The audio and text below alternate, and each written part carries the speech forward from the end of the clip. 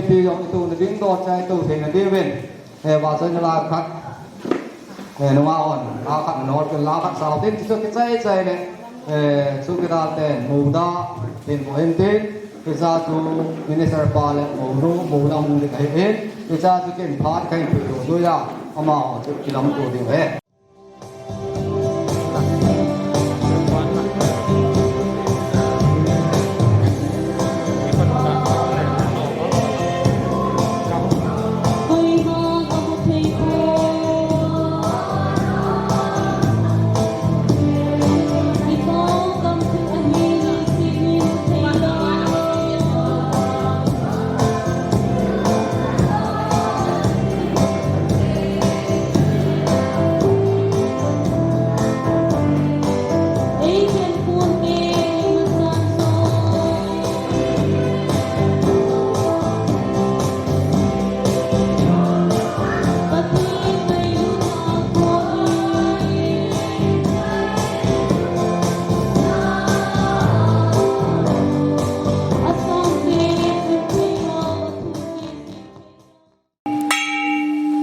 bài mà tụ muốn chia tiếp gia đình cũng tiếp gia đình là tụ hết đi có cái là sập phố lệ màu lăng màu nô sẽ làm bài chạm phong à không thể đừng hết cái cổ tàu này đây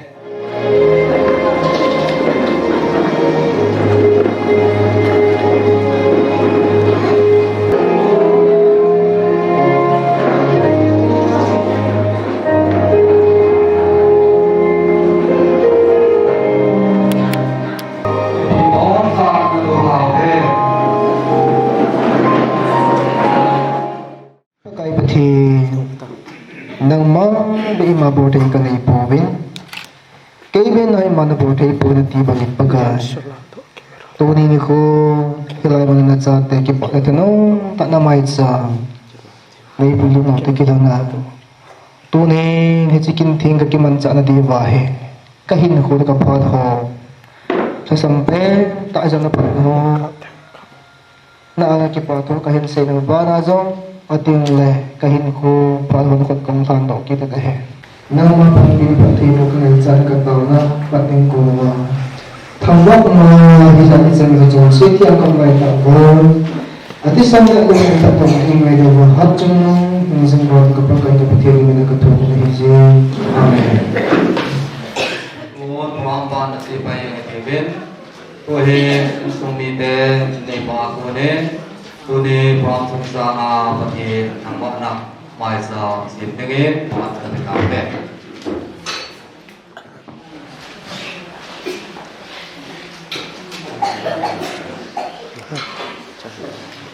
tôi đang không làm sao xây dựng cái tiếng tôi đi mà vào giáo đề đi là sau khi anh nắng thằng nào còn thì phát triển nè sau đó là tiếng ấy tôi đi rồi quay qua mai tạm thành gì vậy cái bọn saya là sering ấy mà gọi gì mà bài về cái về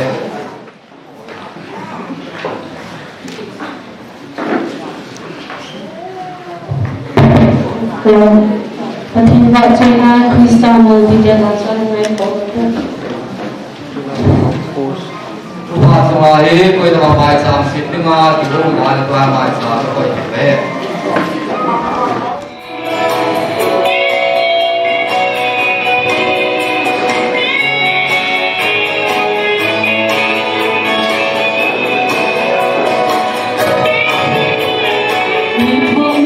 subscribe cho kênh Ghiền Mì Gõ để không bỏ lỡ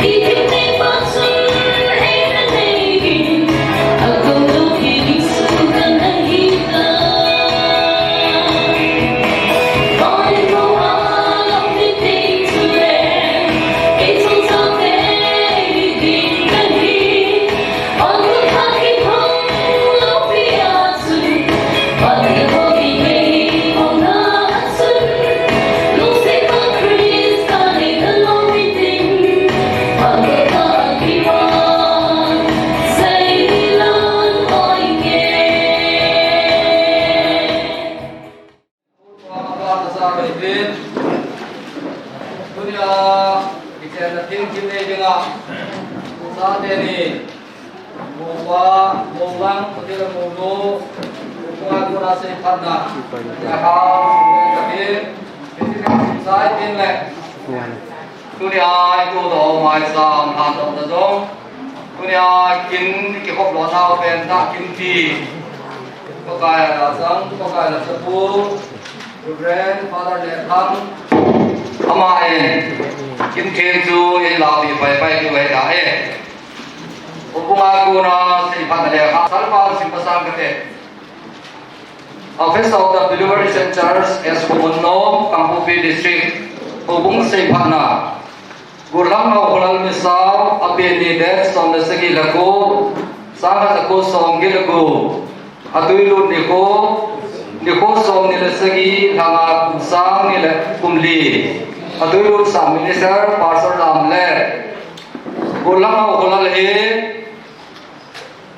kumpabir hubung mi te to kom kiloi khom na usonga tu ni kichen thenga kin nei na ding hin achung cha ain ko hubung min ulchin ne kin ejin ama he kin thenga dan thenga achinei mo na ding ima om poitin hubung mi ten pakai hachapu anga phatseina kai ne jove Believer is in charge as Kumunno Pastor Humma as Kumunno believer is in charge.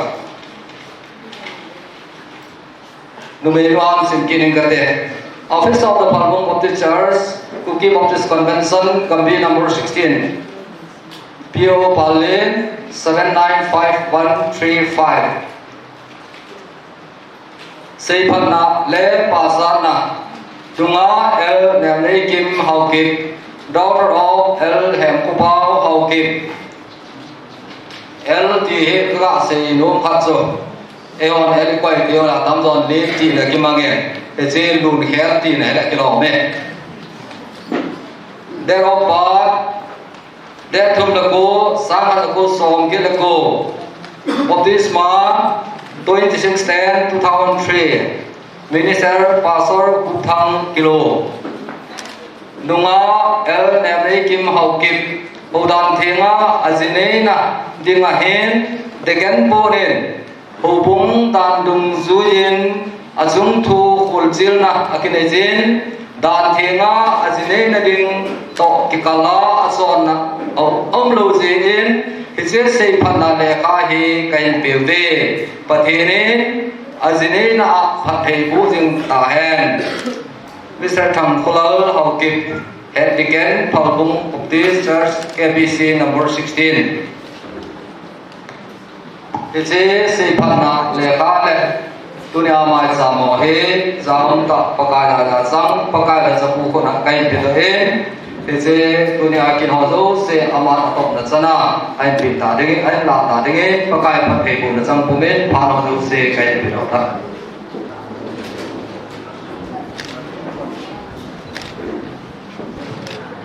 Pakai boy. Adusin. Pakai patunan. Buni kita melihat patunan ni kisi. Apan tak in tak zarin. Ingai lupa tak bersalah isumba. Hak kata ikun piho. Iman sapau pau patin mungkin lubi tangban malam. Le tunihin isi es Kumunno hubung ite adi ngazong kithangat kiunta ulhang le isate niu usung senhil wazong area sung sunga dunga kithangat kiunta zate zalin aberin pakin thangba be zate ni ain kon pakaya hi anh là ta sa in khu khả dinh sen tuya pana hindona lu isana hindon lo agau thu la ta sa tuya hin mokto pe nu apa ho kuni hin niki ang le pakai anga zanulin ta ipiving isana za te hin khu ka nu le pa hi nau to hanin masapen nipi masanga Numainun mo laba khale pasal pa nu la pa na hung kha wa le na na che wa ba kai na hung ding do ding kai ti ku be anu apa ho ding jing ta di bin lang anu nu te ho pa te ni ding ne nu te mi pin hisana sa te hin ko kha hi na do ki hanin ni ngai lu na bin I think sing hot in nan pakka den today ta bo ka ki pa e mi no thing nu la pa nahi de aba na kuni zum zuma hausa ho yan lang ta sana to ho bon sa bin kuni kim thiên ku kha ke na to mình đi họ như là ta không đâu họ ngày luôn na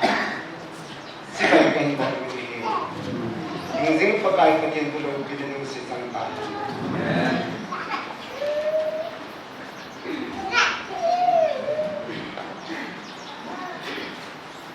cái chuyện thu khắc mình ăn con thì mình dễ cũng phải cái chuyện hiếm ba chú ai một mình say ai một lần chun anh aku khát ai ha anung su apel atum zon pin chun pakai patien zon mihin pa ku na ai ha anh aku chun lumei khat asin doin amanu su mihin pa hi nga chun ai pulu de hi hisun mihin pa zon tua kilha hisiku hi ke ma bu aku de hi cái mà cô này abu zang zong cái mà abu zang cô này hi giờ hi si hi nu me kiti ding hi ipize na mitila amanu hi pasala ko na kila do hi ati isi patin tu hi patin til ko hi dune ni siku sa te ni ba ko na bulit nga ay gumpaw ipaw patin ng tingog itang bauli patin nga tao na manay uti pagkay na hindi ko kata ko hindi po yung tabi hepa sa atin yung nanging twist ako namin ko ta salamahin ba ka nga hinsung tutsi nga ano apay ula tuni hin patin nang madan tupi tung suza kisen na ting ta kin pantay tani kwa sa nangin katangwa uli hisiki na ding hi ang mabun na sa pa sunga na lupi na sunang tingin na mga pangulihani ula tuni hisikin lohin na ahin na to tingana malampi azong amani kule ayin suma na patena sandinga ayin sumi ten ayin muido umay sa nang mako ng kanghang tabi i kim na lupi na namite ayin po sa atin nazir jesunin kataw amen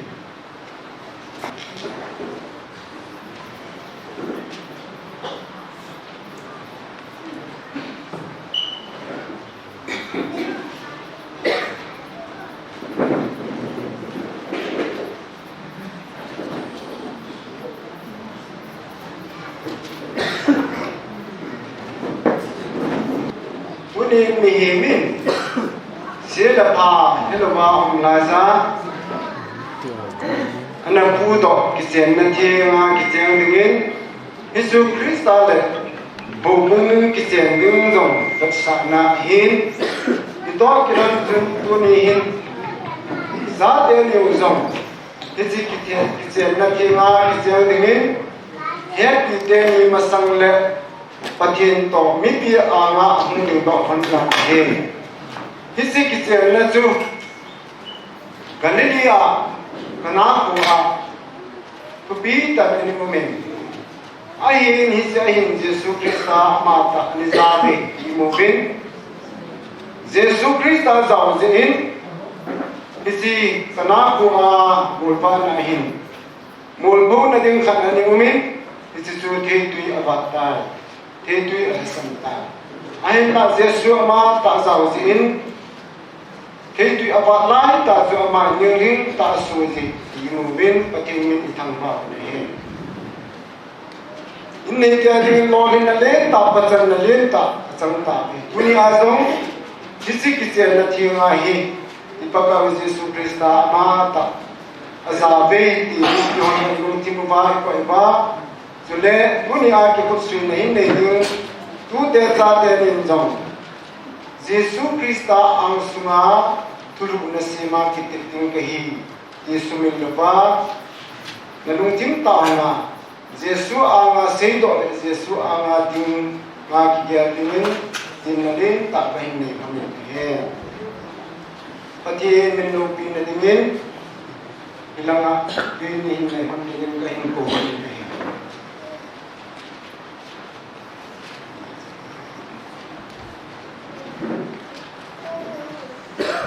mungkin angat Tuhan bilang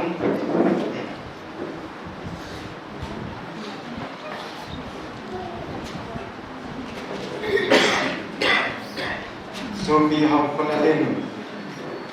bagai kecil na bunpi menu maiku mau tak tinggal kahin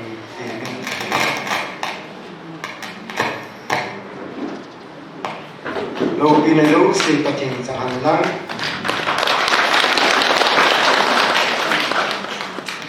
saat ini kuning tumok na samsa kahin ni saat ngai lang saat ini patin mimpi masama kicem dengan namun tinbo hanta sin patin minting lobi thangba he kicem nahi inhuwa de hin na kicem ham de hi inhuwa de hi ti nasu milon lo dingin ani na thumok na kahin dejin hisi hi thinan bo akan te ti sumil hanin nakitip nalhoni suselewa natu sahana pathin nunglam na hol jing hona ahile kana ko amu pui kolva Yesu Krista ko na lolin na imu bangwa su nadam kumfona lolin na din ta na sanon hi e tunin ti man tumok na kahin ni honi hi Tuhanin lang, zit lang let zit lang.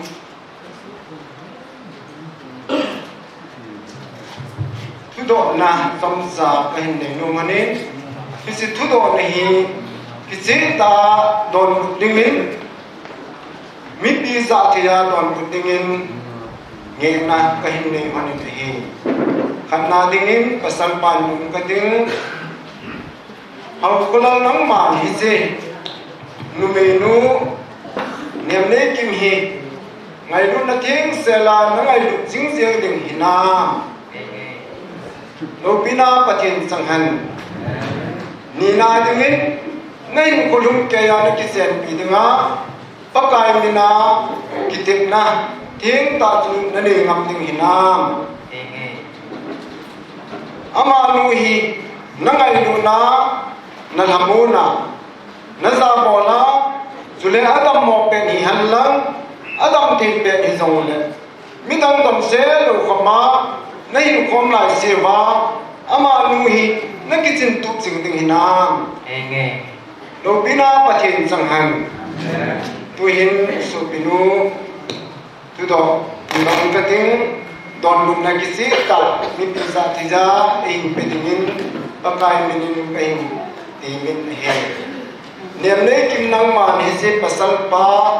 hawkulal hi ngai lu thing sela nang ngai lu jing jing ding hina do pina pathin sanghan ni na dingin nahin kolum keza nakisen pidinga pakai mina nakitip ngam hina ama pa hi nang ngai lu na lamuna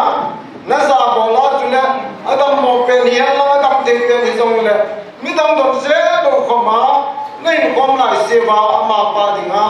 dat ta na pan jing jing ding hinam Inge. lo pina patin chang han tuni hin pakai patin tu sa bu zu za isa te meu mi pi masanga za te ta ki tin na han happy mi pi ho zo se hin ai chunga patin ni he jing ai pa hin tuni hin patin ni chi don bun nahi ni het pi han lang tu hin ke manu hin zui ding in ka hin in isisu masan pa in kisi ta hi chi thu hi ke manu na hin zui za pakai ang le mi pi anga nakitem nahi pakai patin za la het se elwa mi pi za la mi pi het na jong tu kisi ta ka nu na hin zui ding in ka hin he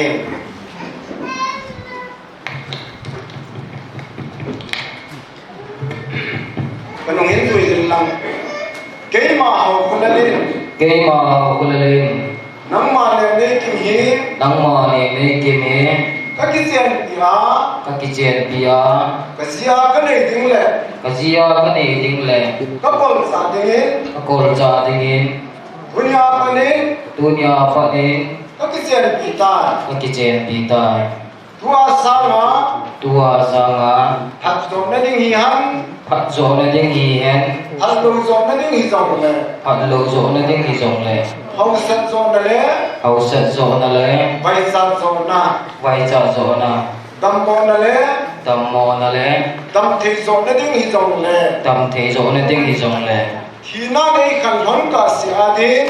khi nào ấy khen thon cả xia tin pathin tam king tu zui jin phát hiện đan thiên đồng dối din ta sanum ta in ta sanung tay pakai ang le mi pi masanga pakitim tai pakaya le mi pia nga kakitim tai lo pina pathin sangal mi pi ho in lim nam khot ka beng su kai ni e ani na ding in chanu tunu in thuki che ta ke no hin zui ding in jesu ding in ka hin ke ma nem ne kimin Cây mà niệm lấy kem. nang ma ho kula he Ba học là hệ. ka kisian pi a Cái chuyện bị ka sia ka nei ding le cái gì cái này tiếng đề. ka pol sa ding in Nó còn chẳng tiếng. dunia panin Dunia bạn nên. ka kisian pi ta Cái chuyện bị tai. tua sanga Tua sáng à. hat zon na ding hi han Phần dọn là tiếng hệ hàn. hat lo zon na ding hi zong le Phần lâu dọn là tiếng hệ dòng lệ. hau sa zon na le Hậu sạch không là nè. vai sa zon na Bây sạch dọn là. dam mo na le Chặt dọn là nè. dam thi le Làm thế nhá. ding hi zong le Tiếng hệ dòng lệ. thi na le kan hon ka si adin Thì là lấy khăn khăn cả xa nè. pathin tam ting du zui in Và thế nào lấy mi phi ông đừng chơi gì. pathin tam ting du zui sin Thì là không phi đừng chơi gì. ta sanum ta in Tạo sẵn nguyên là đi. pakai ang le Và cả đang bé. mi pi masanga pakitim tai Mi phi ông sang ngà về cái tim tài. lo pina pathin sangal mi pi hon khot ka beng ti ve sai hot jem kitim na nei na ding ai hin ke nung na hin zui ham ding in jesu ben ka hin ni he ke ma ha ko nin cái mà hậu có lên isi kut jem cái chiếc cột xem among be hi among bề nang ma chunga nang mà chung á ka ta san le các tạo sang hôm lệ ka ngai lut na các ngày lúc na among be hi ti among bề tí kut sin na cột chết na si kut jem hi cái chiếc cột xem ka ấy hin bu be các hình bồ bề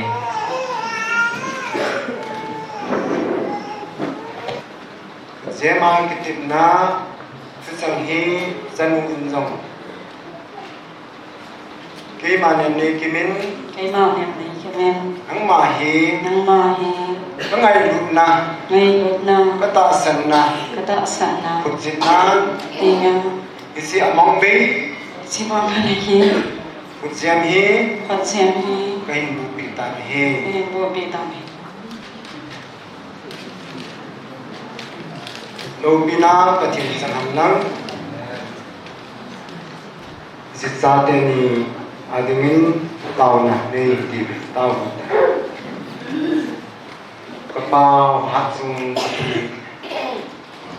nangai du na le na thuti phom he ni na sa ten ka hin zui jing le isingai du na le thuti tu zui jin ka za te ni he tu ni in na ma ang sun ta ke ko sin na ni tan pakai mi ni hitalovin tu ni mi khat pe hi na zo na thu sa dung zui jin ka hin pong do ta ve na min ka thang ba hi tikat sahat ai nan sumil lo dingin pakai ning ki thupi na zel je sumin kata bu hi tu hong ding hanin lang ilang aku sui kai na kahin ni tiu hin mi ti ho in na ham ilang ahun lang sui kai ding kahin ko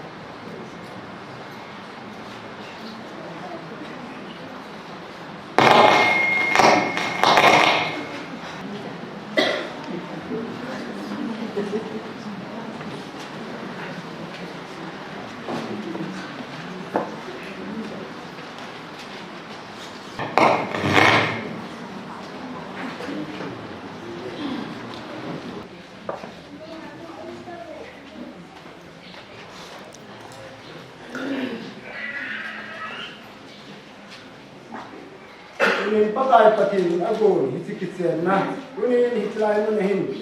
sa te ni hi akitsen hanin rupa ai han tai ti kapung do ni hi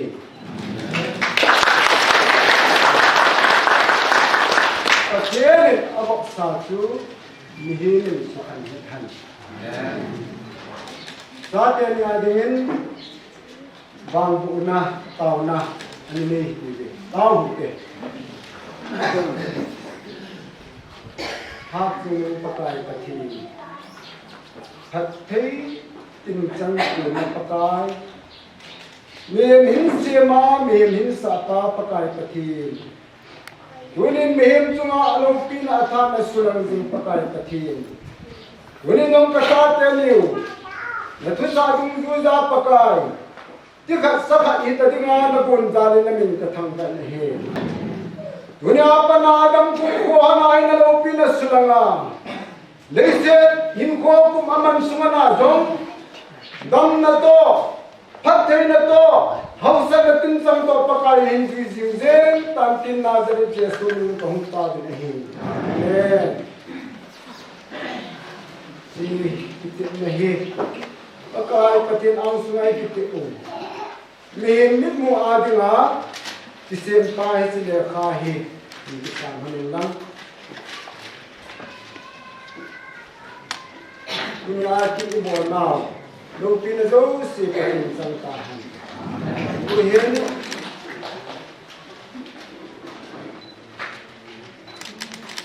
hin to bin lang silai la hin to bin lang silai la hin hạt lòng các chân ta lâu đi hình diễn các chú tiền thì pakai ang le mi anga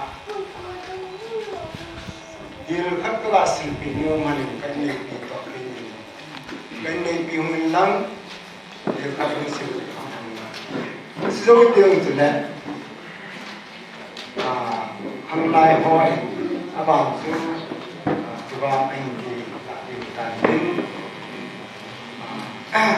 tu him kan ni pi hun lang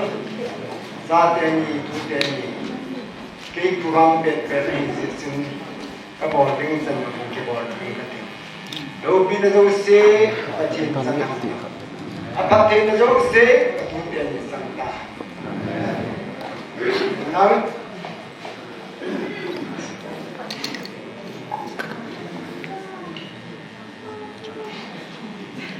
ngapu ben pasti kahidup. Kalau kita pasti Queen kalau yang itu kau diona hal itu.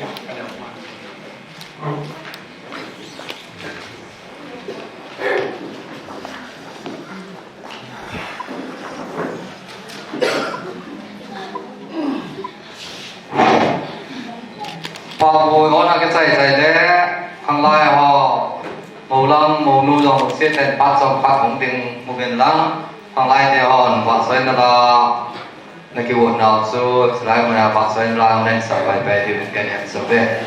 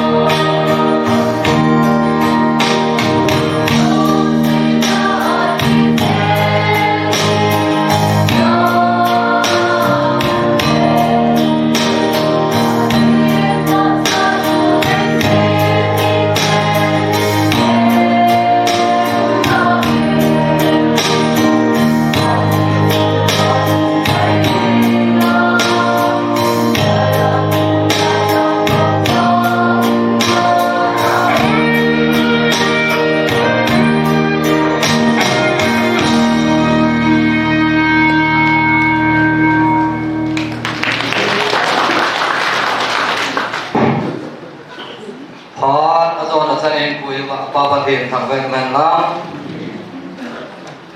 ngon và saya lakukan hubung la nomor ni ta isi mai pas wa saja Kristen orang terbenglah tuni pram wa kim thieng ta pakai dan dasang pakai dan sabu pathina man sa pram zo se kim thieng chai te ta sa ne pakai dan sabu da de pa pathen thang về na to adik thế là liên quan đến AC mai dùng bao số bao số tiền sao đến phát tài tạo được cái màn này cả và tiền ra này có sao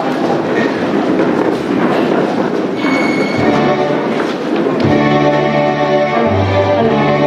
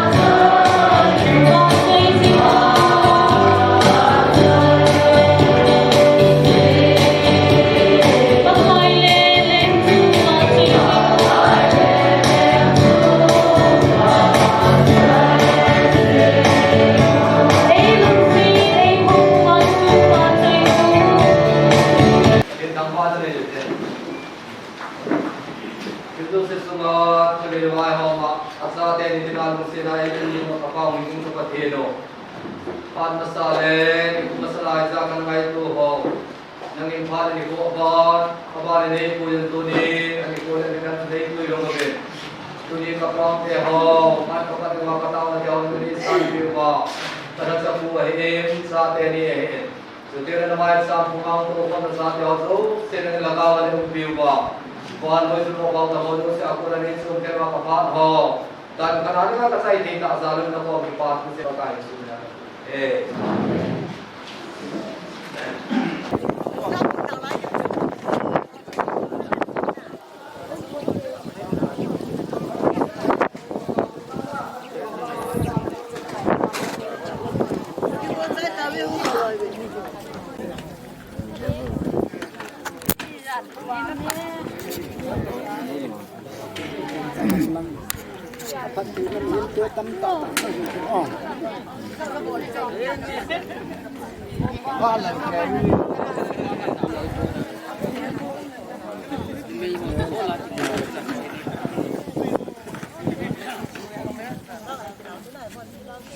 Ba cái